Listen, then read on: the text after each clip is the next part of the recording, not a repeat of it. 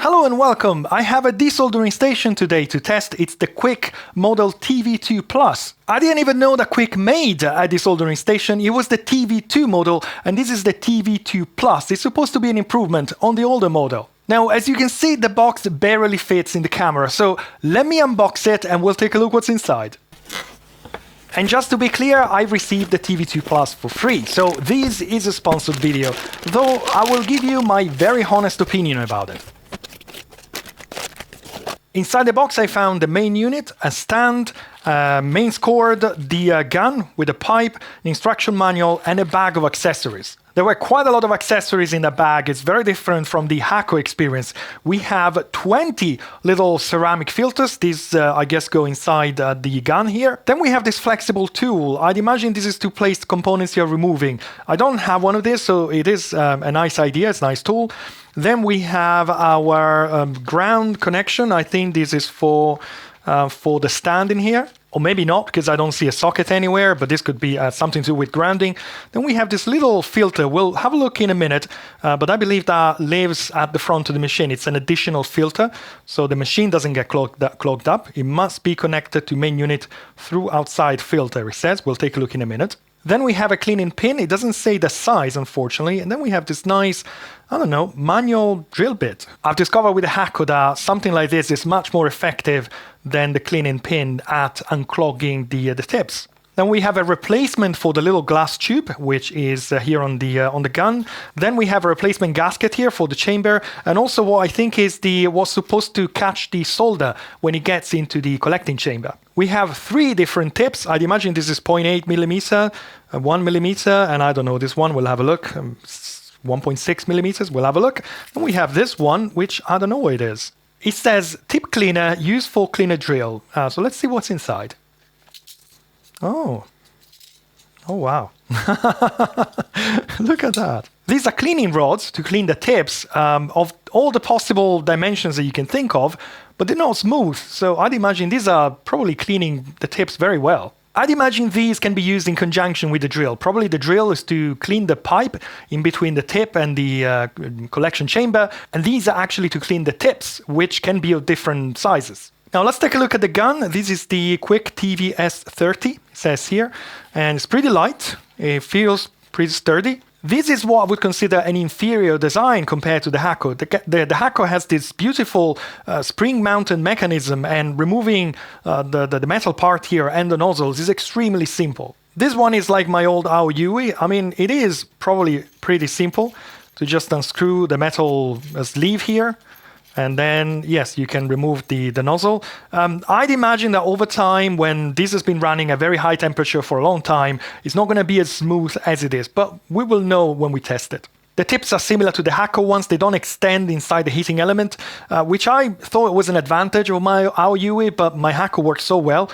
So that's probably not a requirement, let's put it that way. And this is the collection chamber, which is a critical part. If you follow my channel, you know how much I really disliked my Aoyui with a big spring inside.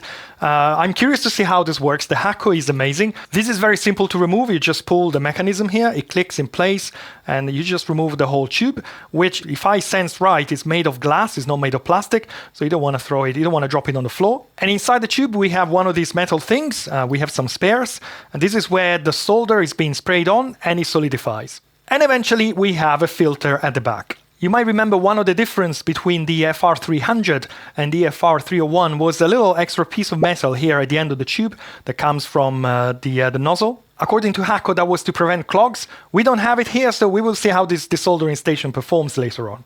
Reinstalling the chamber is also extremely easy. It's just like that. And I can tell you that the sealing mechanism feels very solid. Looking at the main unit, we have 2 connections. One is for the vacuum and one is for the power going to the handle. The whole station feels very solid. It's smaller than I thought. All the pictures I saw online, I thought it was like a gigantic thing.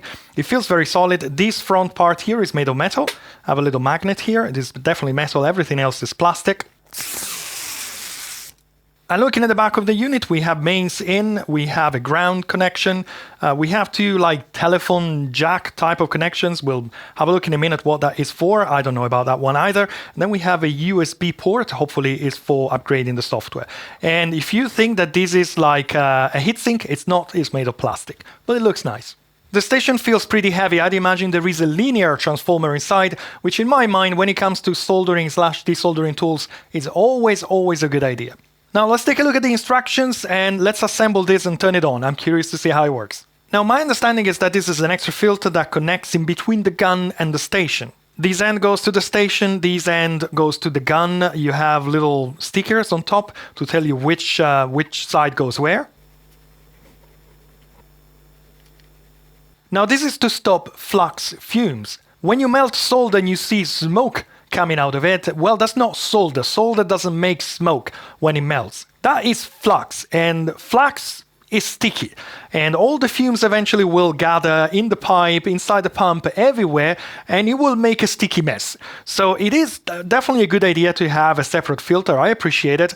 Let me say that maybe I would have expected this to be integrated into the machine somehow, somewhere. This feels like an afterthought, let me put it that way. That being said, if it works and it helps preventing the sticky flux to deposit inside the pump, well, I welcome it, don't get me wrong. Now before I plug this in, I want to make sure that this is properly grounded. Yes, the nozzle is properly grounded. There is not much, I mean, this is metal, but yeah, it's kind of anodized or something, so it's not conductive. Let me see a screw here. The screw is not grounded. Everything else is plastic, I'm not sure. I don't think that is a problem. I think what matters is that the nozzle of the gun is grounded, and it is. So that is great. Now let's plug it in and let's see how it works.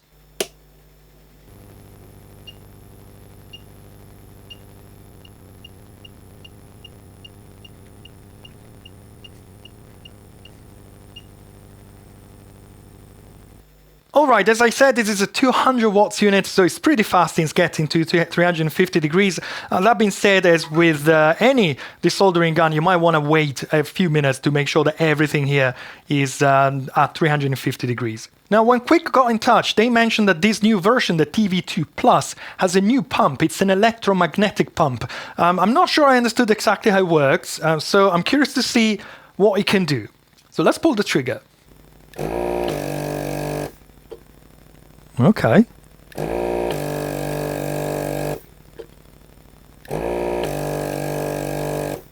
Oh, this is very ingenious. So the pump starts, creates a vacuum, and then there is some, I think there is like a valve that opens immediately and creates a suction. I think this is genius. If it works, I don't know yet, but this is genius. So the first half a second after I pull the trigger, the pump is building a vacuum somewhere, and then automatically, without me doing anything, it releases that vacuum instantly. Because when you're desoldering something, what you need is just a half a second of very high suction. You don't need 5 seconds of vacuum. Yes, you need a little bit to make sure that there are no clogs and all the solder is in the chamber. But in the end, you need that instant, very high pressure, or depressure, I guess is the right word, that sucks away the solder, the molten solder, from the joint. And this is ingenious. I'm really curious to test it. Once again, this happens automatically. Let me show you.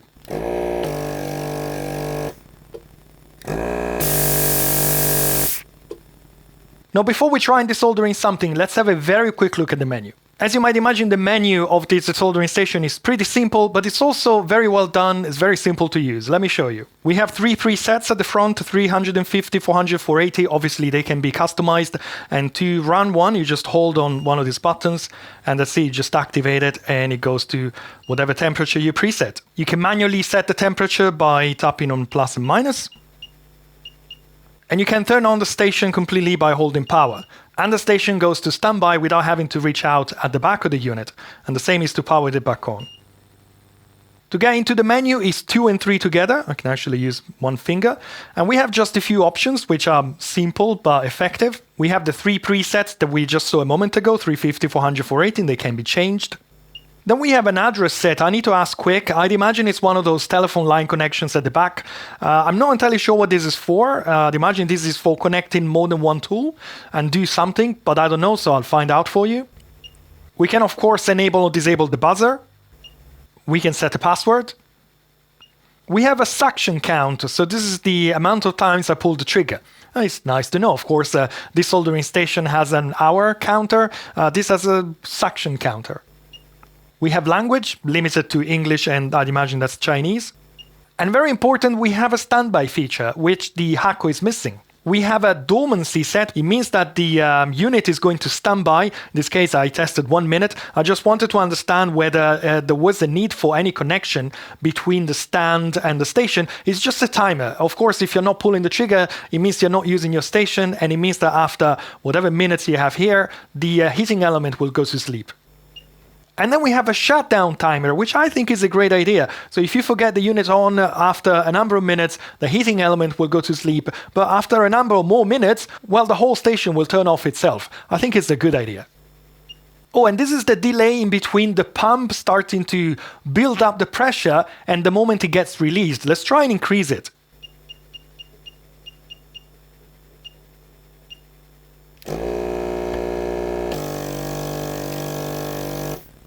Okay, I think 1.5 seconds is not needed, but it's a very nice touch that it can be configured. Let's put it back to 0.5 second. I think it's totally fine. That's it. That's all we got for the station. I think this is all we need. We don't need anything more than that. And Quick have now confirmed that the USB port and the DIN style port, which was called a pedal port, are currently not being used, while the telephone jack ports are actually serial ports, RS485. The machine supports an open communication protocol which is available on demand, and the user can control the machine for all sorts of things. I'm thinking, for example, of a workbench where you have a number of quick tools, all featuring serial communication. And at the press of a button, you can change the workflow. For example, you are switching to a different type of board, which requires different temperature, different airflow, and this kind of things. Now, let's do some little bit of testing with the station. Let's see how it performs.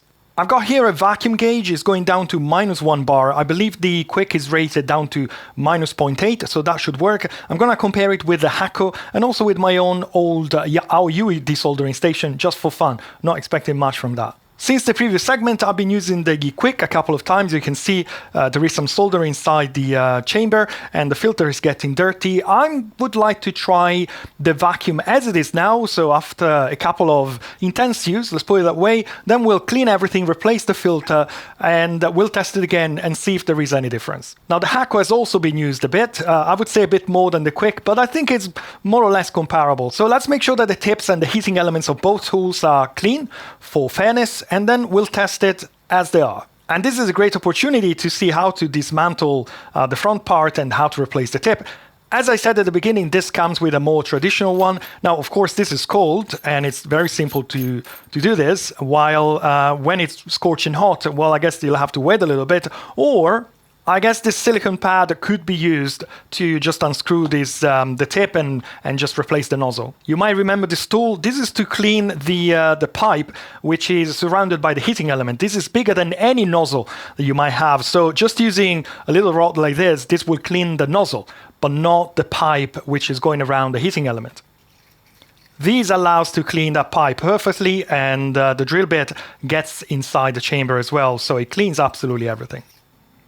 The tip goes back in, and then the metal sleeve goes on top, and you just tighten it by hand. I would recommend not using metal tools. I've done it in the past, and you're only going to damage everything, so either you wait until it's cold, or you use a silicone pad. And finally, I'm using my little drill vise here to make sure that the nozzle is actually completely clean. So that is ready to go. Let me clean the HAKKO, and we'll test this. I'm not going to spend time on the HAKKO. There's a dedicated video on this, but obviously removing this is much simpler, and I can use this. It's a screwdriver, but this is supposed, I understand, it's supposed to clean the inside of the pipe. It's actually pretty dirty, as I can feel resistance. Okay, interesting. So that needed to be clean. You can see quite a lot of dirt coming out of this thing. Interesting. Hello? Oh my. I'll have to clean my desk afterwards. Now, one thing I've noticed with the HAKKO, and I guess it's the same with the Quick, is that there might be some solder residues in between the nozzle and the heating element, so you might want to double check that. Let's begin the test with the Quick.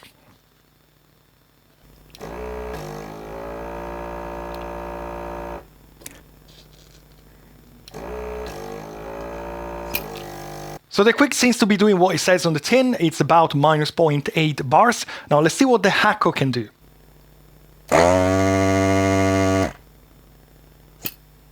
And the HAKKO is also reaching more or less the same vacuum. I believe the HAKKO and the Quick are rated more or less the same on paper. So they both perform as they say. Totally for fun, I got here the Aoyui, my previous desoldering gun, which is in need of attention, but I spent a little bit of time to clean the pipes and everything. They were pretty crusty, but the filters and everything inside is in a disgusting state, so I'm not expecting much. Let's see what it does. Oh well. Yeah, not even close. Now, totally out of curiosity, I want to see what happens if I remove the filter and that little horrible spring thing that catches the solder.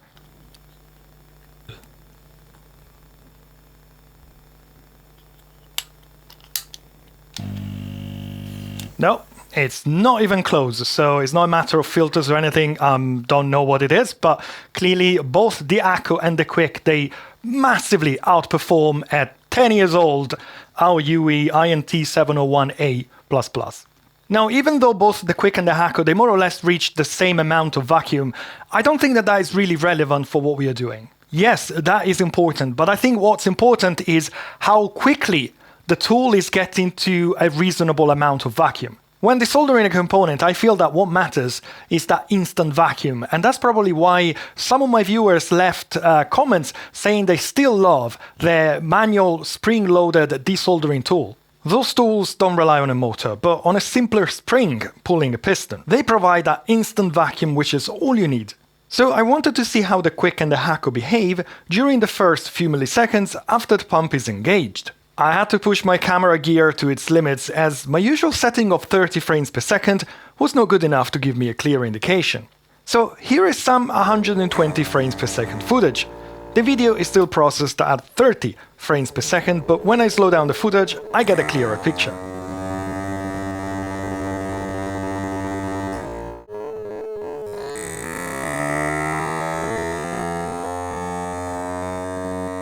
Looking closely at how the two tools behave, the Quick is able to deliver a higher suction than the HAKKO for the first 50 milliseconds. Then the HAKKO is able to overtake the Quick by a small margin, as its pump seems to be able to increase the vacuum more smoothly than the Quick.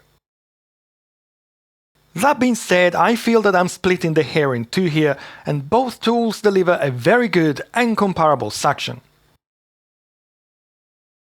Let's see how simple it is to empty the solder chamber here. So we pull here, and this comes out. I'll put a little blue towel here. Now this is probably all you need to do on a regular basis, just to make sure that there's no excessive solder inside the chamber. But let's take out this little metal piece. Actually, we push it from the other side, and we'll have a look at what happened here. There is some solder attached to the metal part, and I see something I'm not sure I like. And that is that this side of the filter, it doesn't have any protection, so it gets dirty very easily. Now the part of the filter under the metal cross obviously won't work as a filter, because there's a metal piece in front of it. The rest, again, it gets clogged and dirty pretty easily. You see what I mean? I think probably that the TV2 Plus will require the filters to be replaced pretty often. Bear in mind I used this desoldering gun twice. Yes, it was about 40 minutes per session, but it was only twice, and it looks like the filter already needs to be replaced. Now I found 20 filters with the desoldering station, so probably they're not too expensive. I don't know, I haven't checked. But yeah, that's something that probably you need to keep in mind. As a minimum, if you want to reuse this once, I guess you can just reassemble it so that the clean parts are not covered by the metal parts like this. That should help a little bit. Now, one thing I've noticed after using this tool for about half an hour, 40 minutes, is that the glass chamber here, the glass tube, gets scorching hot. And that will make it very difficult to just emptying it and continuing. You'll have to wait a little bit until it gets to a reasonable temperature. That is definitely not great, because I guess you'll want to empty this chamber pretty often. Now let's give this chamber a little clean, and I'll replace the filter and also the metal part so we can redo the vacuum test with a clean and fully operational desoldering gun. Now this video is not about the HAKKO, but I've used the HAKKO a little bit since my last video. I'd like to see in what shape the filters are. One big advantage of the HAKKO is that the filter is not directly exposed to the solder chamber. So solder should not be able to reach the filter directly, only fumes and airborne particles.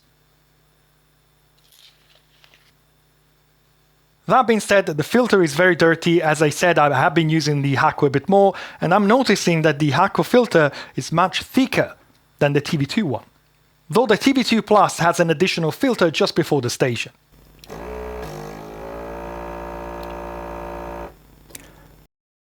Now, when I tested the HAKKO on a motherboard, I discovered that I didn't need to preheat the board as I used to do with my Aoyui. It was super easy and it managed to remove those VRM capacitors super easily. Preheating is always a good idea, don't get me wrong, but will the Quick be able to do the same? I've got this motherboard which I need to recap, and I think we can try on the VRM capacitors of this model. These are 680 microfarad 4 volts. These are definitely on the 3 phases for these CPU. So let's add some solder. This is a 15 years old board. I think it only makes sense to refresh the solder joints with some fresh solder, and then we'll try with the Quick with no preheating.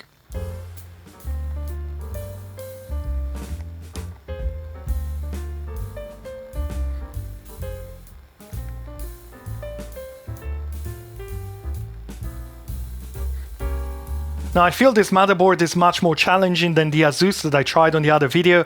There is a big ground plane in here. Even my JBC soldering iron with the big tip was struggling. So I'm not sure this is a fair comparison. Maybe I can try like 3 with the Quick and 3 with the HAKKO to see what happens, particularly if the Quick is struggling with it. Let's check that the temperature reported by the station is accurate. I've set it to 400 degrees and it's been on for a few minutes. I would say it's pretty spot on.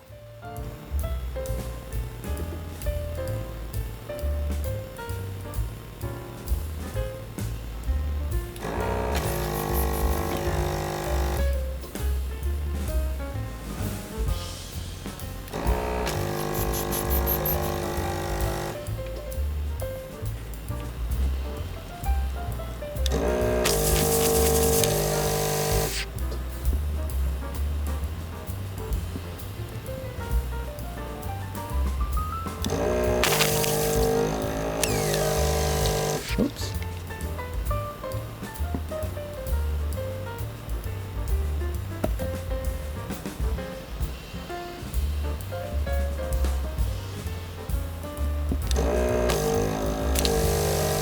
Nope.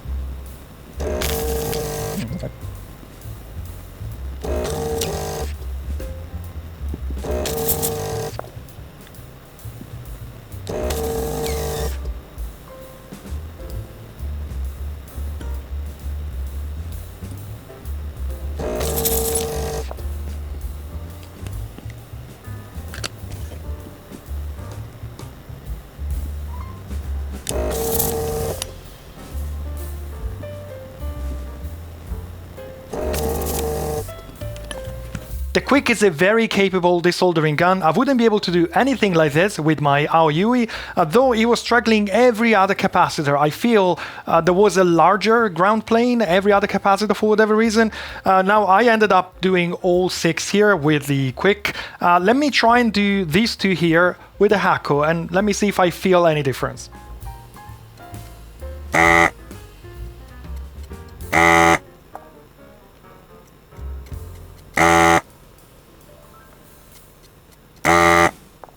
Well, it's hard to say whether those capacitors were simpler than the other ones, but the HAKKO removed them considerably easier than the Quick. Let's remove the next 2 VRM capacitors, first one with the Quick, second one with the HAKKO.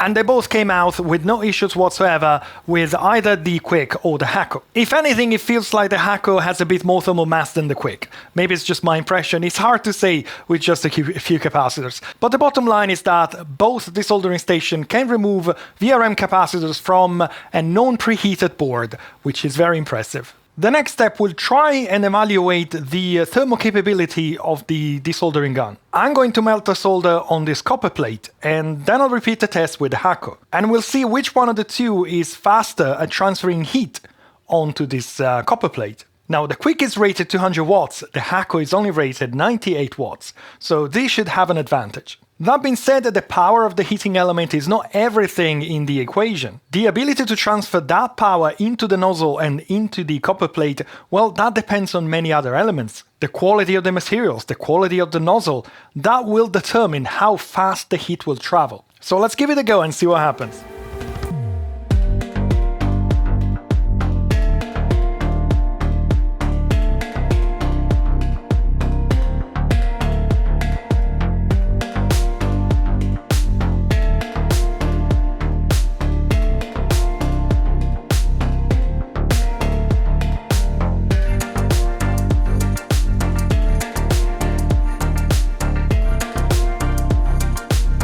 It's time to take a look inside. Let's see how it's made.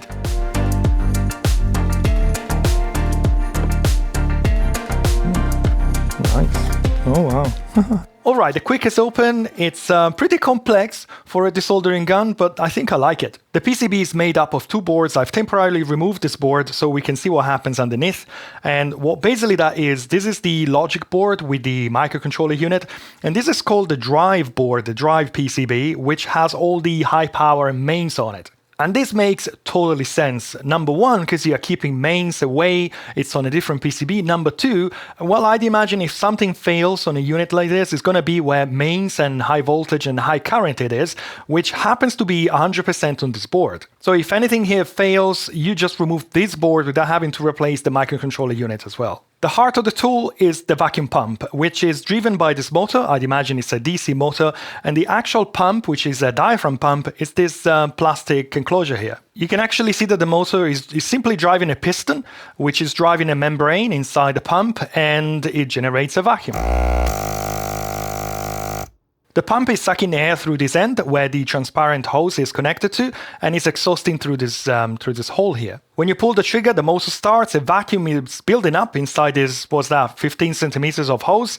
And at some point, about half a second later, which can be set in the menu, this electromagnetic valve will open and pass the vacuum through this pipe here, through an additional filter and down to the desoldering gun. And speaking of the filter, I am surprised and impressed by the idea of seeing an extra filter inside. I'm impressed because obviously that means that the pump will not get clogged over time or very little. I'm a bit surprised because it's inside the unit. So at some point this will have to be replaced, and it can only be done by disassembling the unit itself. That being said, remember that this is the third stage of filtration of this unit. The HAKKO has a complete different approach. There is only one stage of filtration, but then the pump is very easy to open and clean. In terms of connection, mains is coming here, everything is nice and insulated, and everything which is carrying mains has this extra insulation on top, which is definitely a nice touch. Mains earth is being propagated properly through some CRIM terminals here. One is going to the small PCB, which is for the USB port, the serial port,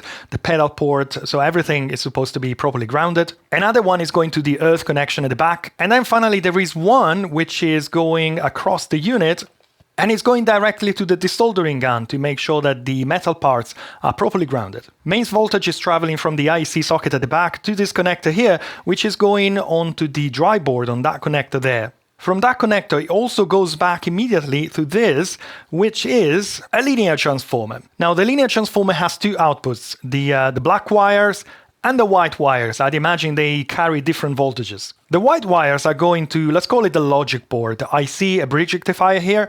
So this is effectively powering the whole board with some low voltage. On the board, I see the main microcontroller unit. It's, I'm not sure I can say that right, GIHI or something like that, APM32. A quick search online says this is a 32-bit microcontroller powered by an ARM Cortex. So that's the microcontroller, and thank you, Quick, for not wiping it, because most of the time these are erased to prevent people from copying the product. And further down the board, we have a PWM controller, and I'll show you in a second what it does. Now, the other set of wires coming from the linear transformer, the black wires, they come to the power board in this location here. I see another bridge rectifier here, and then there is an adjustable voltage regulator. On this side of the board, I see connected the solenoid and the motor for the pump itself. So obviously this side of the board is driving the motor for the pump and also the solenoid for the valve. Now the other side of the board is driving the heating element. And I've never seen this topology before, but I think it's pretty simple and pretty clever. This connector is carrying mains, which is coming to this connector here. Now I said mains is also going back to the main transformer, but mains is also going into this big bridge rectifier, into these pull capacitors. We end up with something about 340 volts from 230 volts here in the UK. And that voltage is being used by two MOSFETs, which are attached to this heatsink to drive these, let's call, high-frequency transformer. And at the beginning, I thought that, well, this is a small switch and mode power supply, which is driving the heating element. But no, after the transformer, there are no inductors, there are no capacitors, there are no components at the back. So all you see is here in front of you. And the heating element is directly connected at the output of this little transformer here. Also, at the beginning, I couldn't find what was driving these MOSFETs. And eventually, I found it on the logic board. And it's that PWM controller I was talking a moment ago. This is driving the MOSFETs on the other board, which is kind of unusual because the signal has to travel through these white wires to the other board. It comes to this connector here through some passive components and into this very tiny little transformer. This is to decouple the signal because obviously the MOSFETs are dealing with rectified mains, which is about 340 volts. So you need something to isolate the low voltage from the high voltage. And you can actually see the traces on the PCB going to the transformer, and from the transformer, they're going to the MOSFETs. And the MOSFETs are driving the bigger transformer, which in turn is driving directly the heating element. And there is a very nice gap to isolate the section of the board with mains on it and the section of the board with low voltages on it. All in all, I think it's a nice design, it's well constructed, safety has been kept into consideration while building this unit. If anything, maybe it's a pretty complex design, especially if you compare it to the HAKKO, which fair enough, it's a super simple device, it runs on mains, it doesn't have a USB port, it doesn't have a serial connection, it doesn't have a screen. There is only one thing that I think I really don't like about what I'm seeing here now. And it's this flat cable here, which is going from the logic board to the back of the unit on the little PCB, which has the USB port and the serial ports. This has been routed pretty badly, I'd like to say. It's squished in between the linear transformer and the pump. It's very close to mains, even though mains is double insulated. So I don't really think that that is a problem. It's just it doesn't look nice. And I think there must have been a better way to route this flat cable. Now, while I was testing the TV2 Plus, I discovered a little firmware glitch. And I think that that could be a little dangerous. Now the station is up and running, and as I said earlier on, you can switch it off by holding the power button here. There we go, the station is now in standby. However, if I remove the power plug, or I switch off the station from the power button at the back, and then I plug it back in, or I switch it back on, well, the station automatically turns on. Now, this is normally not an issue, but what could happen is that you are not in your workshop and there is a power cut, 5 seconds of power cut, and when power is back, well, the station is coming back, and suddenly you have something at 400 degrees running in your workshop with nobody in the workshop. Now, most of the time, this is not a problem. The station will go into standby after a little while, and eventually it will switch itself off, which is a great feature. But what if by any chance the night before you left your desoldering gun on your table, there is a power cut, power is coming back, and suddenly you have a 400 degrees desoldering gun potentially touching something which might be flammable? The good news is that I reported this to Quick acknowledged the problem, and someone is already working on a firmware fix. I was told that the new firmware will be available from about September 2026, so about a month from now, and it will be user installable, so you don't have to send back your station or do crazy things. So thank you very much, Quick, for acknowledging the problem and finding a solution. For now, if you have a TV2 Plus with this behavior, well, just remember to switch it off from the back of the unit and not from the front panel. And finally, another thing that I've discovered just now by recording the previous section of this video is that the station is emitting an audible 50 Hz buzzing noise. This is surely coming from the linear transformer inside. It hasn't been a problem so far because the station was on a shelf, but now I have it in front of me and I can hear it. It's not the end of the world, but I'd imagine if you have it in a quiet room close to you, it might be something that you might be able to hear. Now, I think it's time to draw some conclusions. I've been using the TV2 Plus for a few weeks, so I had plenty of time to understand what I like about it, what I don't like about it, and have a comparison against the HAKKO desoldering gun. Let me say it's a very good desoldering gun, but I have to say it's a bit less effective than the HAKKO. From a pure desoldering perspective, well, the HAKKO is still the winner, though the TV2 Plus is definitely a very good performer. They both work great, but I feel the HAKKO is a bit better at transferring the heat to the solder joint. Both tools, they more or less clog the same amount of time, and unclogging them is super easy, so that's really not a problem. The HAKKO chamber is a bit bigger, so with the TV2 Plus you'll have to stop a bit more often to empty it. Also, the HAKKO chamber doesn't get scorching hot as the Quicks. When it comes to replace the tip, the Quick is featuring a more traditional screwed-in sleeve, while the HAKKO is featuring a spring-mounted mechanism, which is second to none. The Quick has a power-saving mode, which is very convenient.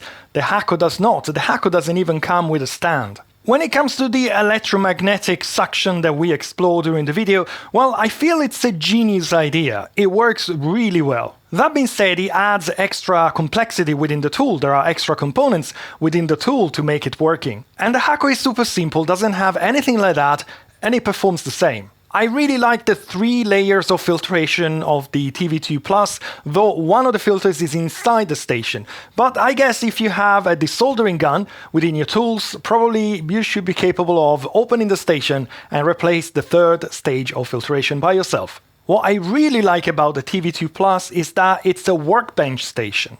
It lives on a shelf, it's not noisy, it's far away from me, and all the fumes which are being extracted by the gun, they're being exhausted inside the station, which is a meter away from me. The HAKKO is extremely noisy, extremely heavy, and all the fumes are being extracted in this area here. And from this area here, they will eventually come out from the gaps around this yellow plastic bit, which means they will eventually end up in your face, and there's very little you can do about that. On my previous HAKKO videos, someone left some comments saying that if you're soldering or desoldering something, well, fumes are normal and you have to deal with that. My answer is no. Fumes are toxic, I don't want to smell them, and if you are smelling them while you're soldering or desoldering, well, then your extraction needs to be looked into. The Quick is exhausting the fumes inside the main unit, which means that the fumes will be away from me and I just need to have some sort of extraction in the workshop and I won't smell anything. The Quick lives on a shelf, it's got a stand, it's always ready,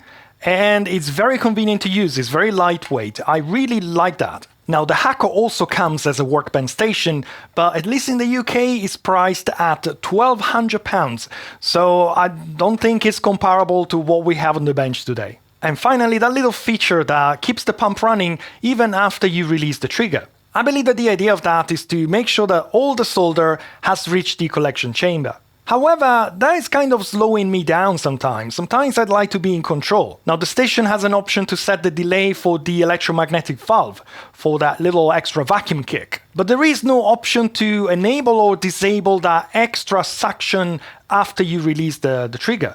And sometimes I think I'd like to be in control. I'd like to be able to disable that feature, even though that could mean that the nozzle is getting clogged a bit more often. Not the end of the world, but the force timing that you get every time you pull the trigger here is something that you'll have to get used to. Now let's talk about pricing. The TV2 Plus right now, August 2026, is only available through Alibaba. That's Quick's official store. It's similar to AliExpress. The only downside is that they will not collect VAT for you, and you will have to pay shipping on top. Right now there is a 5% discount. I'm told that in September 2026 the discount will go up to 10%. With 5% discount, the TV2 Plus is priced at £253 or $338. Now, I'm in the UK, I need to add 20% VAT, so we're talking about £303 or $405. And it's probably going to be a bit more than 20% because if AliExpress is charging me tax, well, it's going to be 20%. If the customs are charging me a VAT, probably it's going to be VAT plus a processing fee. And if I'm not mistaken, on top of that, you have to pay for shipping. Now, if you watched my previous video, you'll know that this is a Japanese HAKKO 301. The official 301 can be purchased from HAKKO UK for £470. So 303 plus shipping is still very competitive. But if you live in a 110 or 120 volts country where you can buy the Japanese version and just use it, or maybe just do a little mod and use it without having to buy an adapter, well, then I guess we are losing the competition here, because then the Quick is going to be much more expensive. And as I said, well, the HAKKO 301 is actually working better from a desoldering perspective. But if you live in the UK, as I do, well, the HAKKO is going to cost you £470 from HAKKO UK, or you can buy a Japanese version with an adapter plus VAT on top, which I think I ended up paying about £250. So that's a little cheaper than the TV2 Plus, but as I said, the TV2 Plus is a workbench station with all its advantages. I have both, and over the past few weeks I found myself using the Quick more often. It's always ready, it's on my bench, and I don't need to take this out, I don't need to take out the converter, and I have a stand. All in all, the TV2 Plus is well made, it performs very well, and I hope I gave you enough information in this video to make your own mind and make a decision on whether you want to buy the TV2 Plus or something else. And I guess this is it for today. I hope you enjoyed this video. If you did, as usual, I'd appreciate a thumb up down below, and also consider subscribing to this channel and my second channel if you like this kind of things. Don't forget I'm on Facebook and on Patreon. The links are down below in the description. There is a free tier on Patreon, so no excuses. But if you don't want to support me on Patreon, well, maybe you can buy me a coffee, and the link is also down below in the description. If you don't want to buy me a coffee, well, it's totally fine, and I hope you enjoyed the video. Well, that's it for today. Thank you for watching. I hope to see you again soon here on my channels for my next videos. Thank you very much, and goodbye. Bye-bye.